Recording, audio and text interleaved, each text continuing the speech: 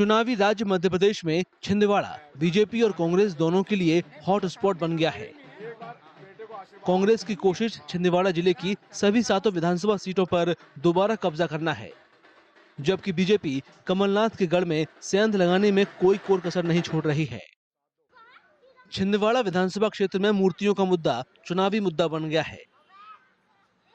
प्रदेश कांग्रेस अध्यक्ष कमलनाथ ने 2014 में छिंदवाड़ा नागपुर रोड पर सेमरिया में भगवान हनुमान की 101 फुट ऊंची प्रतिमा बनवाई थी।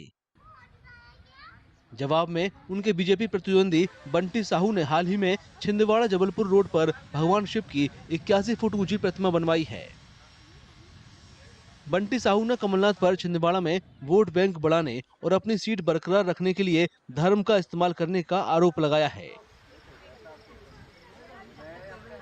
कमलनाथ जी ने भी जब वो मंदिर बनाया था सिर्फ चुनावी फायदे के लिए, हमारा जो रामेश्वरम धाम बना है मेरे परिवार के द्वारा बनाया गया है और आप निकाल ले, मैं कोई चुनावी वर्ष नहीं देखता, कोई नहीं देखता। मेरे यहाँ प्रतिवर्ष धार्मिक आयोजन होते हैं, भागवत कथा होती है, राम कथा होती है, अन्य कोई कार्यक्रम होते हैं, तो मैं कोई इसमें चुनावी नहीं। अभी कमलनाथ जी ने 1 महीने पहले चुनाव आ रहे थे और वो भी क्यों करवाना पड़ा, क्योंकि छिंदवाड़े की जनता ने तय कर लिया कि कमलनाथ जी को हराना है, इसलिए वो छिंदवाड़े के लोगों को ठगने का प्रयास कर रहे थे कथा करवा के। कमलनाथ के बेटे और छिंदवाड़ा निर्वाचन क्षेत्र से लोकसभा सांसद नकुल नाथ ने बीजेपी उम्मीदवार के आरोपों का खंडन किया है। उन्होंने कहा कि हनुमान प्रतिमा को राजनीति से जोड़ना गलत है। जब हनुमान मंदिर बना था तब चुनाव 4 साल दूर थे। जब कमलनाथ जी बागेश्वर धाम गए थे उनको रिक्वेस्ट करने कि यहाँ आए, तब चुनाव 9 महीने दूर थे। इसी तरह प्रदीप मिश्रा जी का भी जब वो मिले थे, हम इंदौर में मिले थे, 6 महीने पहले मिले थे। अब उनकी डेट तो हम नहीं तय कर सकते, उन्होंने जब डेट दी तब कथा हुई।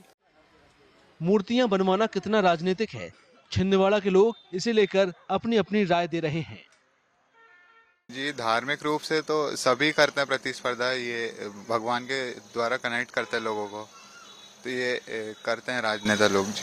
तो आपको कहीं ना कहीं लगता है कि इस तरह से प्रतिस्पर्धा करने से इनको कुछ राजनीतिक फायदा होता है, लोगों की धार्मिक आस्थाओं से कनेक्ट करके? हाँ, लाभ तो मिलता है उन्हें, लोग बाग कनेक्ट होते हैं उनसे और जुड़ते हैं, जिससे उनको वोट मिलते हैं, इसलिए वो ये धार्मिक कार्यक्रम वगैरह करवाते हैं। देखिए, राजनीति में तो ये प्रतिस्पर्धा है, क्योंकि धार्मिक आयोजन से ही पब्लिक का जुड़ाव होता है और पब्लिक के जुड़ाव से ही राजनीति में यानी जो कैंडिडेट होते हैं उन लोगों को फायदा मिलता है। तो ये भक्तों के लिए बहुत अच्छी बात है। अगर वो शिवालय है तो शिव जी का मंदिर होगा, जिसके मन में शिव जी के प्रति श्रद्धा होगी वो वहाँ जाएगा, और ये जिसके मन में हनुमान जी के प्रति श्रद्धा है वो यहाँ आएगा। तो भले प्रतिस्पर्धा आप इसको वोट बैंक से समझे, लेकिन हाँ, अच्छा काम ही है भैया, हुआ तो बात अलग है, लेकिन काम तो अच्छा हो रहा है। जहाँ प्रतिस्पर्धा का विषय आता है, मुझे ऐसा लगता है कि प्रतिस्पर्धा होनी चाहिए। वोटर्स का कहना है कि अगर मूर्तियों के जरिए इलाके में समृद्धि आ सकती है तो उन्हें राजनीतिक एजेंडे से कोई ऐतराज नहीं है। तो देखिए, इसमें छुपे हुए एजेंडे तो बहुत सारे हैं, आप भी जानते हो, मैं भी जानता हूँ, जनता भी जानती है। लेकिन एक बात है कि देश में जिस हिसाब से एक लहर चल रही है धर्म को देखते हुए, तो कहा जा सकता है कि उस हित में अच्छा भी है, अच्छा प्रयास है।